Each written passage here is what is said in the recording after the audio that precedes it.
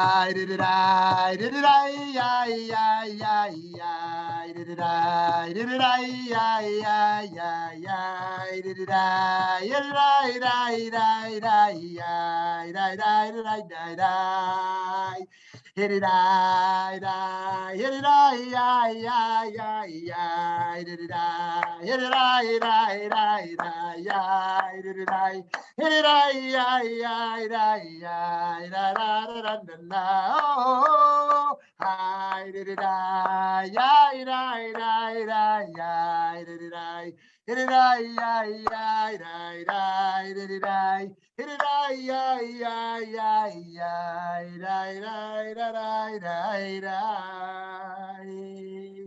Shalom Aleichem. Shalom, shalom. It's great to see you. Happy Thanksgiving and Chanukah Sameach, and happy Tuesday, because every Tuesday should be happy. And we're so happy everyone is here to be in this learning together. And we're going to start with a little poll together to see what we think about some of the issues at hand. When you do a mitzvah of any type, do you primarily do it because God commanded it, it feels good, it's personally meaningful, or not interested in ritual mitzvot, only an ethical mitzvot that help others? Okay, so you do it to help others because it's meaningful, it feels good, God commanded it. I know some of these are not mutually exclusive, but why would you say you mostly do these things that you do, these Jewish acts? Okay, let's give you another moment. Okay, 0% because God commanded it, 0% because it just feels good, 75% because it's personally meaningful, and 25% because it helps others. It helps others. Okay, very good. Now, to frame the question differently, we might ask our motives for why we do good at all. When you do something kind to others, do you do it because it feels good? Do you feel it out of a sense of duty or responsibility? Do you do it because you feel you're commanded or from empathy? Why do you do the good that you do? Okay, friends, let's enter the world of mitzvot. Our debate 27 today is about what is the purpose of these mitzvot anyways. Why are Jews engaged in mitzvot? Several reasons have been offered over the millennia. Some have suggested the goal is fidelity. Fidelity. The mitzvot are here to strengthen our connection to the Creator through obedience. Even the mitzvot that make no sense to us at all are considered gifts as a vehicle to connect and serve. The opposing view is that the mitzvot are rational and make sense to us. And by extension, they serve a purpose in our personal lives, in our communities, and in the world. So once again, those who believe mitzvot don't make a ton of sense, and they don't need to. It's about a relationship. And others who say, no, this is not about a relationship. Each mitzvah has its own reason, its own wisdom to this act. So what exactly is referred to by the term mitzvot? In general, of course, we're talking about the Taryag mitzvot, the 613 biblical mitzvot.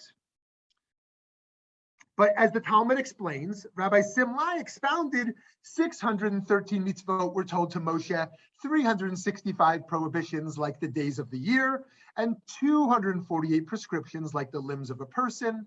Rabbi Hamnuna said, what verse supports this? Torah tziva lanu Moshe, Morasha kehilat Yaakov.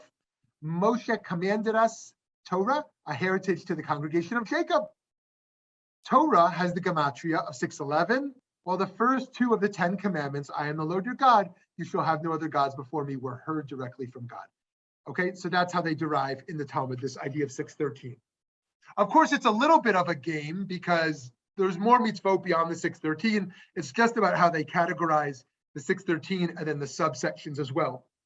So on the other hand, some explain that the number 613, while significant, is at the same time kind of arbitrary, and that there are actually far more. The Ibn Ezra writes, By way of investigation, the truth of the matter is that there is no end to the number of mitzvot. As the verse states, for every goal I have seen an end, but your commandment is exceedingly broad. The rabbis argue that more important than doing a random good act is performing a mitzvah. Rav Chanina in Avodah Zarah 3a says, greater is the one who is commanded and performs than one who is not commanded and performs. That's a little bit counterintuitive. You would think better to do something you don't have to do than something you have to do. But the Talmud says better to do something you have to do than something you don't have to do, right? And we can hash that out together in our conversation. Furthermore, the Torah explicitly states that the mitzvot were given for our own good. It says here in Devarim, God commanded us to perform all these decrees, to fear God our Lord, for our own good for all time, to give us life as this very day. But what exactly does that even mean? That the mitzvot are to be understood and be of value in this world? Or that they are not understood but benefit us with reward in the next world through our obedience? It is not at all clear. And so one approach suggests that the benefit is that through the mitzvot, we can learn to emulate the divine and be more God-like. It says in Devarim 13:5, and then we see the rabbis in Sota, follow God your Lord, remain in awe of the divine, observe God's commandments, listen to the voice and serve God, and you will be there to cleave to the divine, right? So this is halachta b'drachav, imitatio Dei. So here the goal is character development. The goal is our midot. The Rambam, Maimonides, makes this point even more clear in his Hilchot Temurah. And all these matters, the mitzvot, are to help us overcome our negative inclinations and to correct our traits. And most laws of the Torah are instruction from afar from the great advisor to help us, to correct our character traits and strengthen our ways. You know, my 3-year-old, his favorite word these days is why. Why? Everything, no matter what I say, why? You know, and it's unclear what he's always asking when he says why. You know, but does he want me to say because I said so? Does he want me to give him a profound reason? Does he want me to give him a practical reason? Right? What does it mean when we ask, why do this? Right? If I do a Pesach Seder, do I do Pesach Seder because I believe the Torah wants me to? Do I do it because it's meaningful and nostalgic? Do I do it because it helps me to become a greater advocate for the oppressed in the world? What am I doing when I do a Pesach Seder ultimately? Is it just fun? Is it religious? Is it ethical? What am I doing? The Rambam says this is about our character traits. If we do Pesach Seder, if we light Hanukkah lights, and it doesn't improve our character, what have we done? What have we done? As the Midrash says, the commandments were given only in order to refine humanity. So this position of the Midrash Rabbah is at odds with the notion of obedience. That we don't say, oh, child, do what I said because I'm your parent and you're the child, right? That we don't do mitzvot because God is a ruler and authoritarian and we should just obey what we've been told to do. According to this Midrash, the child is told what to do in order that they can become a kinder person, right? And we are given mitzvot in order that we can have better character. Rambam, the great champion of rationalism, argues that we should strive to uncover the reasons for the ta'amei ha-mitzvot, the reasoning behind the mitzvot. He writes, even though all of the mitzvot of the Torah are divine decrees, it is still fitting that a person contemplate them and give reasons for them as much as they can. And the early sages said that Shlomo HaMelech, King Solomon, understood most of the reasons of all the laws of the Torah. So what does it mean to be wise? Is that you know what you're doing. Now, for some of the rabbis, that's chutzpah. You're arrogant. How can you know why God gave you this mitzvah? Just do the right thing and don't worry about the reason. For others, they say, what is that? That's blasphemy. There's wisdom to each mitzvah, and I should try to access that wisdom. And that is one of the great divides between the rationalists and the mystics. The mitzvot are divided into 2 subgroups, the chukim, seemingly non-rational, and the mishpatim, the rational. For Rambam, even the chukim, a chok, has an explanation that can be uncovered. Similarly, Rav Sadia Gaon of the 9th and early 10th century argues that revelation and reason can and must be in sync with one another. He reasons that if they are not in sync, we have not worked hard enough in either our intellectual work of reason or in our interpretive work of revelation. The Ramban Nachmanides, on the other hand, challenges this entire project, suggesting that the true goal of the mitzvot is simply about returning to God. He writes, our sages taught that one should be careful with a mitzvah that people treat lightly, just as they are careful with a mitzvah that people treat seriously, as all mitzvot are precious and coveted. This is because every time a person fulfills any mitzvah, they acknowledge God. And the purpose of all the mitzvot is for us to believe in God and to thank God for creating us. And so, friends, here we see this idea of how do we give different weight to mitzvot? If I believe this is all about obedience and relationship, then they're all the same. It doesn't matter if somebody's putting on a talit, or if someone is eating matzah, or lighting a menorah, or helping the homeless. Whatever I do, it's all equally important because all of this is a pathway to the divine as a spiritual practice. If this is primarily an intellectual and ethical project, not primarily about a spiritual connection to the divine, then of course I'm going to give heavier weight to this over that, right? I'm going to give more weight to helping the downtrodden than I will over some types of ritual. I'll give more weight to the rituals that are meaningful to me over the rituals that are less meaningful. I'm going to do what's going to lift me up, what's going to help me, what's going to help others. This is an important issue to get clarity on, but perhaps there is a middle ground that can be found in Rabbi Aharon of Barcelona's idea, he's a 13th century teacher, that even if we haven't worked out the reasons for the mitzvot, behaviorally conditioning ourselves to them will indeed improve us. Here's what he says in the Sefer HaChinuch. A person is influenced by their actions, and their heart and thoughts follow the acts they do, whether they are good or bad. Even one who is a completely wicked person who constantly thinks of doing bad deeds, if they are inspired for the better and put time into fulfilling Torah and mitzvot, even if it is not for the sake of heaven, will turn to the good and overcome their evil inclination through the power of these actions, since a person's heart follows their actions. Similarly, even if one is completely righteous who desires Torah and mitzvot, but always involves themselves in bad deeds, after a certain amount of time, they will become a wicked person. For we know it is true that every person is affected by their actions. So very interesting. So one side said, it's all about our intentionality. It is about intending to refine our character, to add meaning to our lives. The other said, yep, I agree, all about intentionality, but you got the intentionality wrong. It's not about us, it's about God, right? And all of our intentionality should be about avodat Hashem, serving God. And then the Sefer HaChinuch says, intentionality, schmintentionality. Who cares about your intentions? What matters is what you do. You can have great intentions, and if you do bad things, it will make you wicked. And you can have bad intentions, but if you keep doing the right thing, it'll make you righteous. We are behavioralists. The Sefer HaChinuch says, if you keep doing the right thing, it will change you. It will change you. And if you keep being lazy or sloppy, it will change you.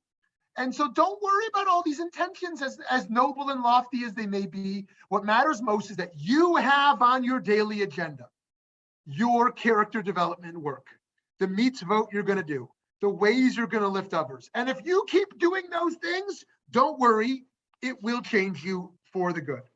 And so don't worry as much about this intentionality, according to that view. So on the one hand, it seems more humble to say, what do we know? Only God knows. And reject the notion that the mitzvot have any discernible goal that we can understand. On the other hand, it seems more humble to say that the mitzvot have goals, such as to humble us and thus become godlike. After all, once we say that we don't know anything, then we have no real reason to choose Torah over other religious systems. right? We need intellectual and moral discernment to affirm that there is a moral path worth pursuing. At the same time, one threat in the need for reason is that one may abandon the good path at any moment that reason fails to make the proper case. Imagine a love relationship. If that love relationship is not about a deep relationship, it's only about reason, the moment the reason fails, right? The reason fails as to why I'm in this love relationship, the relationship dissipates. If there's a relationship that is deeper than reason, then at moments when reason fails us, the relationship can maintain. And so too with Torah. How much do I give weight to reason because of the value of reason? And how much is there a love beyond reason? So religious life and moral life, even when separate, and certainly when taken together, require more spiritual roots and grounding than just reason of the moment. Further, the timeless mitzvot we've inherited deserve more reverence than to be merely discarded the moment our zeitgeist produces new forms of reason. So friends, to move to a conclusion here with a short intro today, do we ever reach the point in a marriage or another significant relationship where we don't need logical reasons to maintain marriage? That love itself is enough to sustain all the various things we do for one another? Perhaps some do. Perhaps others need a good reason for any task they do for a partner. The same is true for Torah and mitzvot. At some point, some individuals might be in God love, so to speak, and that alone will motivate them to simply immerse in Torah spiritually and ethically. Others might not be as God-focused and need more good moral reasons for every mitzvah they engage in. Once again, each of us are and must be quite different. The Torah, through various approaches to the purpose of and reasons for the mitzvot, can include us all. Friends, one more thought before I open it up. Why would it be that we have a teleological approach to so much in our life, that we set goals? If somebody goes to work, they have a goal. They have their own goal. They have the organizational goals. If somebody makes an investment, they have a goal for a return on their investment. So what is our goal when we do mitzvot? What am I trying to achieve? It's one thing to say what the historical path was. When I light the menorah on Sunday, when we all light the menorah on Sunday night for the first time this year, we might say, oh, I'm doing this because it's a rabbinic mitzvah. I'm doing this because it's meaningful. I'm doing this because we want to publicize the miracle. I'm doing this because the miracle of the oil. I'm doing this because of the military victory. Whatever reason we say why we historically got to this moment to say it. The next question might become, but what is my goal in doing this? What am I trying to achieve in doing this? And how will I measure the success if I've achieved that? Am I doing it in a way that makes me happy and the people around me happy? Am I doing it in a way that brings light to the world and to society? Am I doing it in a way that is actually helping sustain the Jewish people in some way? And what we might learn is that the act itself is not enough. The act is merely a stimulus towards the next act. That actually we mistakenly thought that lighting the menorah was the end. Oh, I fulfilled Hanukkah. Actually, you got to take a bite of a donut first, right? Or a latke, whatever you're going to do with it, or play dreidel, or open the present. You actually do the fun stuff too. Fine. But I might think I did it. Wow, I made it. I lit my menorah and I had a bite of a jelly donut. Like I'm really here. I'm really a Jew, right? Or we might say, good, I did that. Now, what does that propel me to go do? I'm going to go online and go donate. I'm going to go reach out to somebody who needs support. I'm going to go send a Hanukkah card, right? What will the mitzvah then propel us to do? And how will I make sure I fulfill the ultimate goal of Hanukkah? Okay, friends, I'm going to pause here. I'd love to hear from you, your thoughts and questions about the purpose of mitzvot. Lauren, you have a hand up? Yeah. Thanks. I'll lower it now. Okay, for me, the basis is na'aseh v'nishma. So we'll do it. If we understand later, that's great. But we do it because God said. And I think that's always been my approach to mitzvot. I mean, I didn't love going into the mikveh. I kind of disliked it. I'm afraid of the water. But, what choice did I have other than not getting married? I also want to say my spiritual advisor put it in a really neat way. He sees it as a fitness program. He said, like, the same way, if you want like a great set of abs, you got to do your sit-ups and you got to go to the gym, and you're not going to get it by just watching other people at the gym and then going home and having a big donut. But so the same thing, I think mitzvot are that's your fitness program. That's part of turning you into a mensch and turning into a good Jew with yirat shamayim. And you don't have to understand necessarily why you do the mitzvah. You just do it, and it will lead to other good things. Okay, Lauren, thank you so much. So Lauren makes the case very powerfully about Nasev and Nishma, that we should do things. It is a boot camp. It is a training to change us. And we have to do that work even when it doesn't feel good or feel meaningful necessarily, like what you shared with mikvah, and trust that will change us, but not some blind faith. We'll experience over time how this can mold us and can ultimately shape us. Thank you, Lauren. I saw Steve's hand go up. Oh, yes. Can you hear me at all? Yes, we do. Yes, we do, Steve. Thank you. Number one, and this is my own shortcoming, I always thought that mitzvot meant a good deed and not commandment. Am I wrong, or is there a difference? And number two, I don't think that mitzvot, whether it's a good deed or a response to commandment, is God oriented or God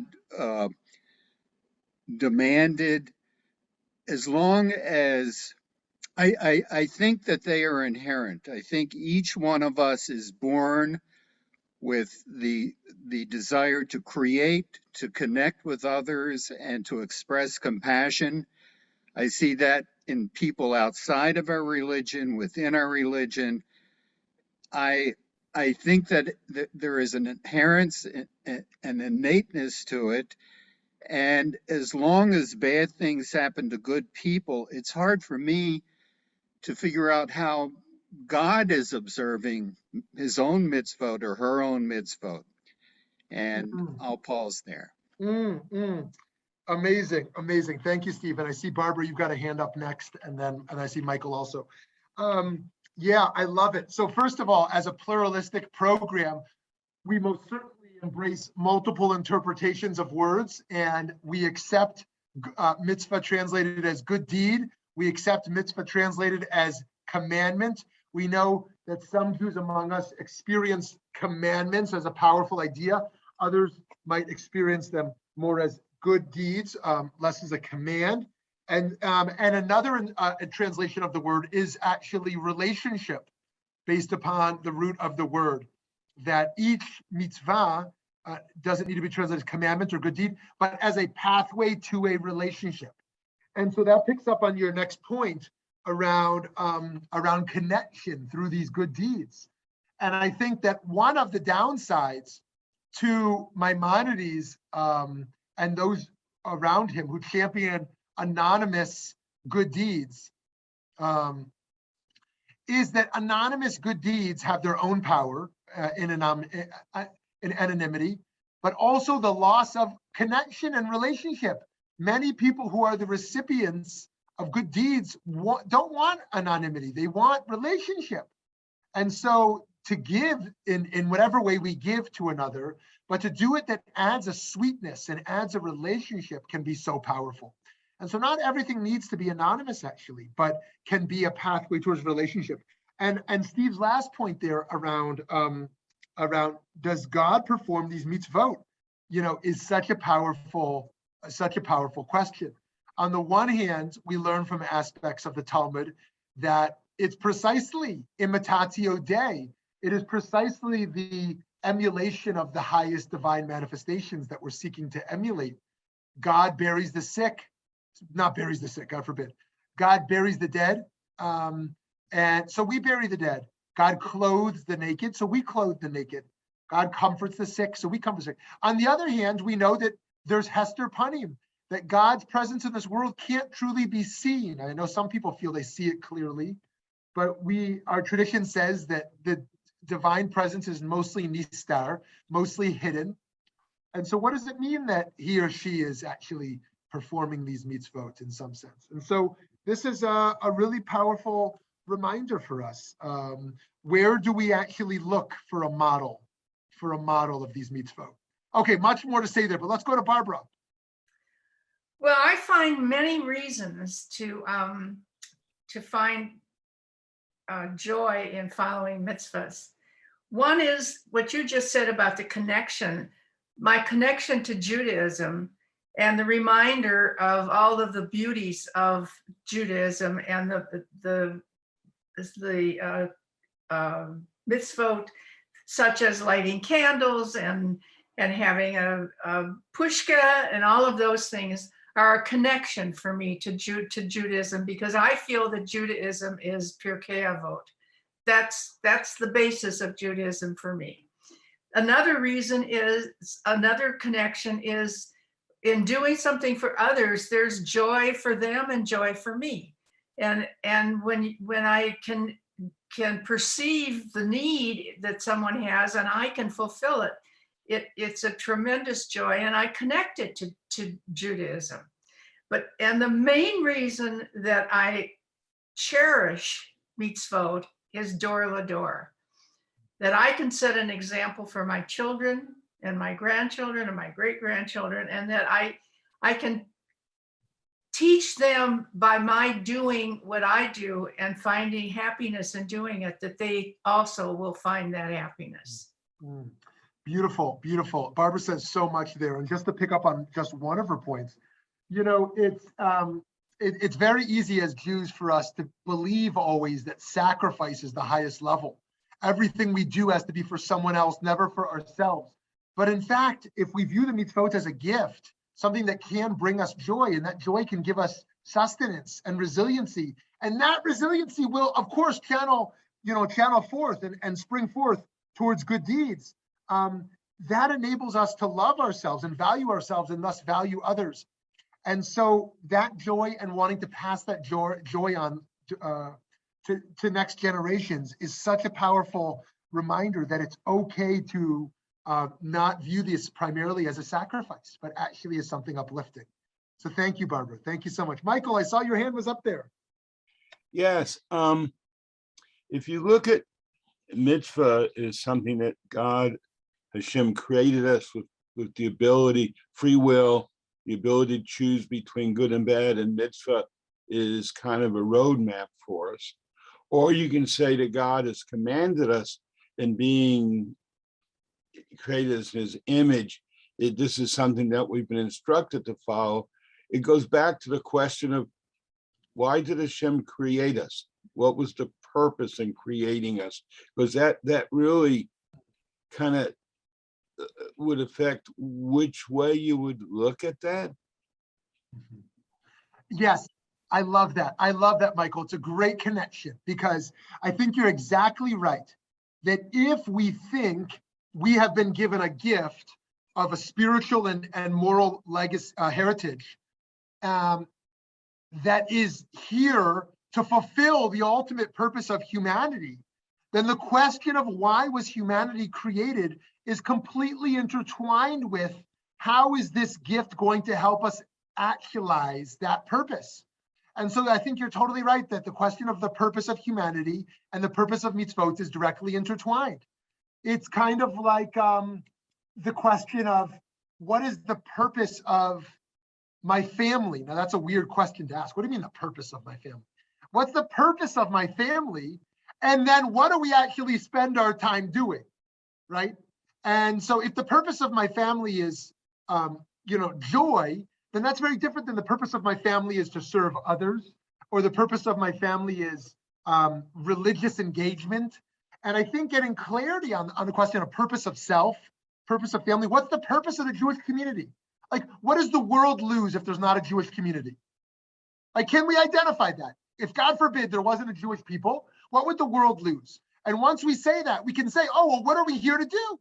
What are the Jews here to do, right? And then once we say creation at all has any value, why did God create the world? Well, what's the purpose of this world? And so I think that's exactly right, Michael. So I appreciate that so much, that kind of zooming out to that question of purpose of self in relationship to purpose of mitzvot. And by the way, it's worth reminding us in this conversation, Viktor Frankl famously said, the question is not what's the purpose of life, but what is the purpose of your life, right? Which is to say, the question might be what's the purpose of the mitzvot, or it might be what is the purpose of your mitzvot, right? In what way are these mitzvot in this unique time, in this unique opportunity, in what way are these enhancing your life and lifting you to your potential? Yes, Eric. Thank you. This is I had one question, but now you brought up a very different one I want to ask about. You cited a good one about the idea that mitzvot are all coveted and the idea of a purpose and goal. But there's something I have maybe two questions. Where have you seen that? And I guess the idea of all coveted, if mitzvot are coveted, all, where have you seen that time, especially this generation, has started to the value of mitzvot, certain kinds have maybe become less coveted through the relevance of this generation, whether that's globalization, whether that's technology, whether that's whether that's a simulation, assimilation. Where have you seen that where the covenants of mitzvot has now been more in questioned?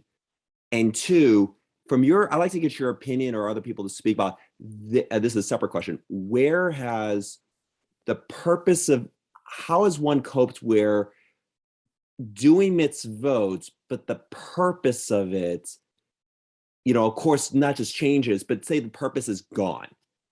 I like to know how people have coped with it and how to do mitzvot when the original purpose and the intention of it is gone, but still try to do it. Okay, amazing. That's great, Eric. So there's really so much there. Let's start with the second part. This idea of purpose is gone is really such a profound question about life in general, of how do we keep going when our sense of purpose has diminished? And that happens in many levels. It happens with empty nesters. Sometimes when someone has children and those children move out, and they have to redefine their purpose. Like, my purpose was to raise these children and now they're out of my home. It happens with retirement, when someone defines parts of their self-worth through their work and they have to redefine their purpose now that they're not working full-time. It can happen when someone's life partner dies and their sense of their narrative was so intertwined. It can happen if someone believes in God and then becomes an atheist and kind of loses their kind of foundation of their core. It can happen if someone kind of hears from the doctor how much time they have left in life, and now feeling their mortality in such a tangible way, start to wonder, well, geez, if I only have 3 months left, or 9 months, or 4 years, like what's left of me? Like, what is my purpose in this last stage? And it happens after accidents. If someone becomes, paraplegic or confined to a bed. There's so many different layers of change in life that can lead one to losing a sense of purpose, or a major philosophical change, right? I mean, let me use perhaps a strange example. Someone whose identity was so hardcore Republican. They're so diehard Republican. This is like their religion, right? But then they become anti-Trump in 2016 and they feel homeless. Like, I can't be a Democrat, but my whole identity was Republican, but I'm ashamed to be a Republican. So what am I? Like, what am I now, right? Or someone is Israeli. Everything is about being Israeli. And for whatever reason, they need to move out of Israel and they live somewhere else. And they say, well, who am I? Well, who am I? I live in Cincinnati now. What am I? I don't serve in the army. I don't live in Israel. So there's so many changes in life, through divorce, through death, through sickness, through retirement, through becoming an empty nester, through religious and ethical changes, identity shifts, paradigm shifts, and intellectual thought, where one's purpose can really start to shift. And if one is not aware of it, it can lead one to a sense of angst or of depression, of not having a source of drive or motivation in one's life to keep going, not just to survive, but a sense of a real sense of thriving.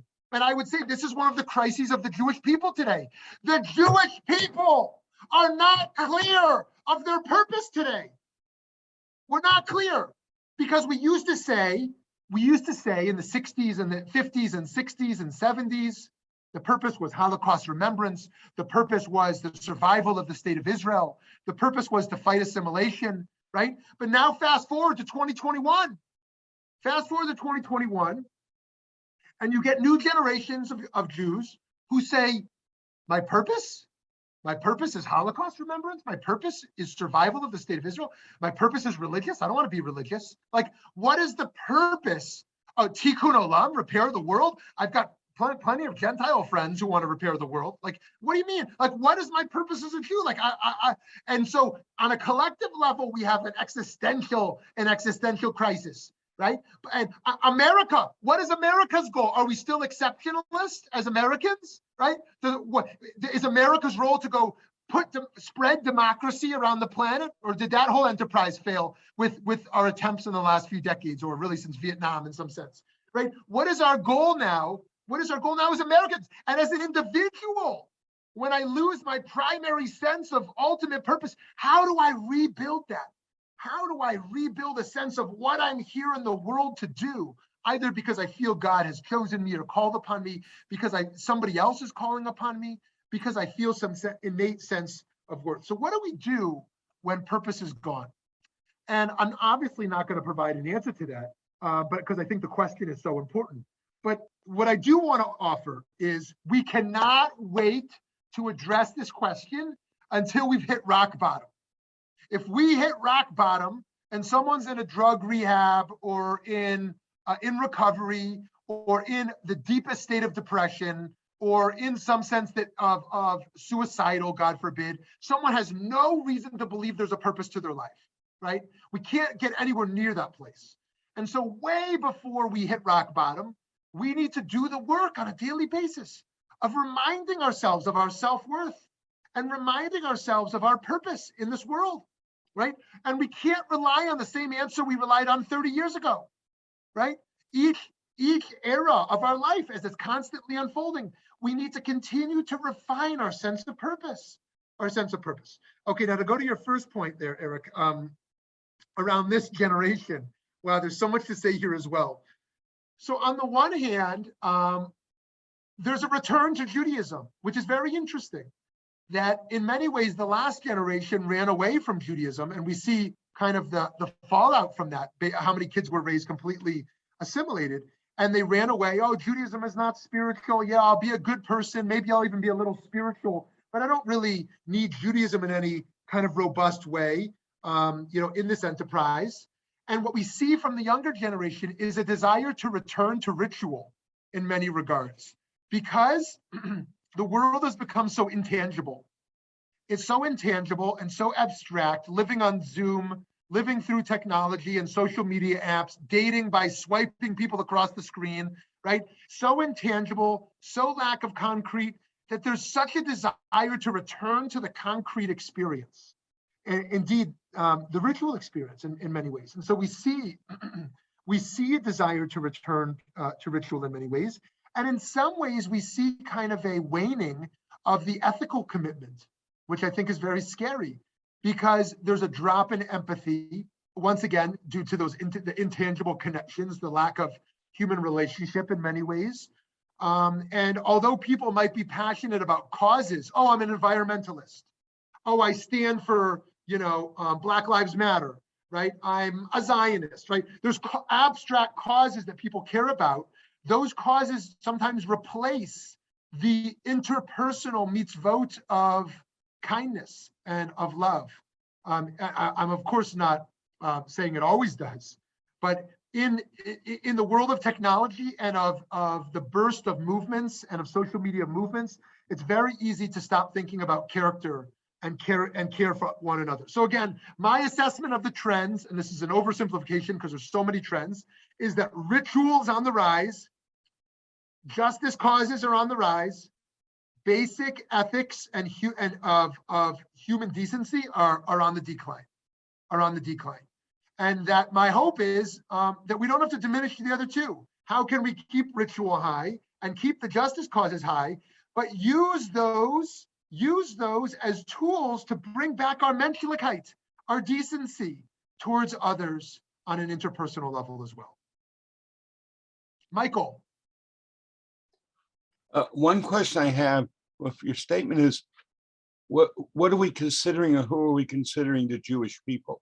For example, the Orthodox have a very clear idea of your question of why we're here and what we're supposed to do. And you look at I'm not sure how much for the non-Orthodox world, there's such a range and such diversity. Do we have a true common concept of Judaism, or are you more referring to the U.S. organized conservative and reform, who we tend to see as more representing the non-Orthodox but Jewish population? And the Jewish world is so diverse, it's almost hard to think about a Jewish perspective. Amazing, Michael. Yes, I appreciate that challenge, and I think it's a really important one. Because if I take the two kind of paradigms among liberal Jews and among most traditional Jews, I think that the most common answers would be, as an oversimplification, but I think it's fair. On the one hand, we are Jews because we obey God. We obey Torah. And we, on the other end, we are Jews because we believe in tikkun olam. We repair the world, right? And so the actions done are different. The reasons for them are different. This one person is getting their suit checked for shotness and putting on their tzitzit and say, I'm repairing the world by doing these rituals which God obligated me to do. And this other person is saying, I'm attending a climate justice rally because I'm a Jew and I'm here to repair the world. And their actions are different and their reasons for doing it are different. So how do we build the bridge? So here's how I think we build the bridge, and I'm open to feedback on that. And Rabbi, can I add one more group to that? Yes, please. Yes, please. What about the Jews who like the food at Pesach and like giving presents and doing a menorah because it's neat, and that's their Judaism? Do we count them on the continuum too, or are they not thinking enough that that's who we're really thinking about as well? So undoubtedly. And, I always choose the most noble of both sides, but undoubtedly the most common Jew is the Jew of the stomach, the Jew who's not thinking about anything. They're just here for the brisket, right? Oh, I don't know what we're doing or why we're doing it. I'm just here for the brisket, right? It's like the person of Thanksgiving. Some people, they want Thanksgiving because this is a time to serve others.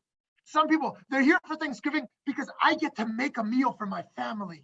They're here for Thanksgiving because I can express my gratitude to those I love. I'm here for Thanksgiving because I feel the nostalgia of my ancestors and the enterprise of America to try to build a more just and moral society. Others, they're really here for the turkey and football. I have no idea what this holiday is about. I just want turkey and football and beer, right? Now, I don't want to put that person down. Like the common person who's really just the person of the gut, the American of the gut, the Jew of the gut, doesn't really want to think a lot, doesn't want to evolve a lot. Like it's, this is a common person, and I don't think their motives are bad. I think they're just desiring a little comfort. That's okay. And most certainly that is the most common Jew probably as well, right? The Shabbos experience is only good if the matzo ball soup is good. If the matzo ball soup isn't good, like I just wasted my time. I should have gone, right? The Yom Kippur is only meaningful if the choir did an amazing Kol Nidre. If the choir didn't do an amazing Kol Nidre, or the rabbi's sermon was boring, like, oh, I should have watched YouTube. I should have done Netflix. Like it actually, there's nothing loftier involved. It's just about like what I was served. Like, did you serve me well or not? And so now here's where I think the bridge can be. I think the bridge between those two camps I laid out can be in, and I welcome pushback here, the notion of tzivui, that we are obligated to do good. I think what can unite us as Jews is that we are obligated to do good. We have an innate sense of responsibility and obligation. Now, what we do and how we do it will be different. If the Haredi Jew says, I am obligated to all the halachas of Shabbos because the Kadosh Baruch Hu gave the Torah, and I'm obligated to keep this stuff, right? And a very different kind of Jew says, I feel obligated to donate money to the poor in my city, right? And I don't know if there's a God, and I don't know about this Torah enterprise, but as a Jew, I feel responsible and even obligated to do good in the world. And so I think the bridge is a sense of obligation. We Jews don't just do things because it just because it feels nice, but we do it because we have a sense of responsibility. And I think that notion of obligation can really bridge us together. That we wake up, and as humans, we are called to help others. We're called to bring repair. And so I don't want to be naive. That bridge is pretty big. It's a pretty big bridge to build. But I do think that this idea is a radical one, because I think if you take the Christian word of charity means it's an altruistic thing, right? I am doing something good because it's kind to do something good. I'm going to help someone else because it's kind to do that. And I'm not putting that down. That's beautiful. And the Jewish idea, I think, rejects charity. I don't do something because it's kind. I do it because I'm obligated to do it, right? When I donate some money to help someone, I don't just pat myself on the back. I'm allowed to feel good about it, but that's what I'm here for. I'm here to serve, right? It's not just altruism. It wasn't my money in the first place, right? And so, okay. Oh, anyways, let me pause there. I appreciate that. Okay, just before we circle back to some folks, is there anyone we haven't heard from yet who wanted to jump in? Della or Rabbi Lerner or Cody? Steve, you had your hand up before Barbara. I'm sorry, I saw Barbara's hand up, and so I will defer to her. Okay, great. Barbara, then Steve. Here's something that really disturbs me. And that is when you talk about this balance, that there are beliefs by some people that if they follow all the rules that are written or that are spoken, that they then have the freedom to drift away from kindness and drift away from honesty and drift away from ethical behavior, because they're following all the rules. And to me, the rules have no meaning if they turn around and treat people in an abusive manner, whether it's to whatever degree it is. And it really, really disturbs me. Yeah, awesome, Barbara. Thank you for that really important point. That in Lawrence Kohlberg's stages of moral development, his 6 stages of moral development that he outlined at Harvard Education School in psychology, he deals with the evolution of one's moral development, and he deals with the obedience of rules as one of the lowest levels, right? Essentially, reward and punishment. I'm just here to follow rules, and then the next stage of social contract, and then he gets the higher stages ultimately of conscience. And this idea that we can be morally evolved individuals by simply obeying rules, we know to be so completely flawed. It's flawed in American society that if I just do what the laws of the land, that I'm a good person. And it's most certainly true in Judaism as well. And the Ramban calls this a naval b'reshut haTorah, that you can fulfill all of the laws and still be a disgusting person, right? And fulfill all the rules. And so that's a really important challenge for us to think about how we go lifni mishurat din, above the letter of the law, and we return to the question of purpose. What am I trying to achieve here? If I am completely frum, I do every mitzvah, and yet I'm still acting cruel ways to others, and I'm insensitive, whatever. What have I ultimately achieved? And according to a bulk of our tradition, not only have I achieved nothing, I've almost mocked that tradition through that Chilul Hashem. By doing these mitzvot and not allowing them to transform my menschlichkeit, I've actually mocked the entire system. So Barbara, thank you for that. And I think that that's totally right.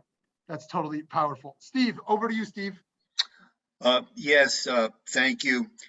You used, Rabbi, the phrase, we're here to serve. And I think a lot about that phrase. My sense is that we're all wired at birth with a sense of need to be compassionate. But I also think a lot about, are we here to serve ourselves?